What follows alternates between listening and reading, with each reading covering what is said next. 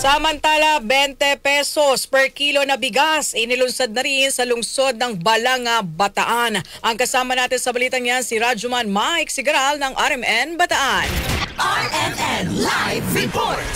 Sinimula na ng pamahalaan lungsod ng Balanga ang pagbebenta ng murang bigas na nagkakahalaga ng 20 pesos kada kilo sa harapan ng City Hall. Layunin ng programa na makatulong sa mga residente sa gitna ng patuloy na pagtaas ng presyo ng mga pangunahing bilihin. Aabot sa 1,000 o 1,000 kaban ng bigas ang inilaan para sa mga senior citizens, PWD solo parents, beneficiary ng 4-piece women's groups at iba pang disadvantaged families. Ang inisyatiba ay sinulo ng lokal na pamahalaan sa pangunguna ng Mayor at Vice Mayor ng lungsod, katuwang Greater Bani MPC, Department of Agriculture, National Food Authority at Food Terminal Incorporated. Tiniyak ng city government na magpapatuloy ang programa upang mas marami pang pamilyang Balanggenyo makinabang sa murang bigas bilang bahagi ng pagpapalakas sa programang pangkabuhayan at pagkain sa lungsod. Kasama sa Central Luzon, Radyoman Mike Sigaral, Tatak, RMN. RMN Network News.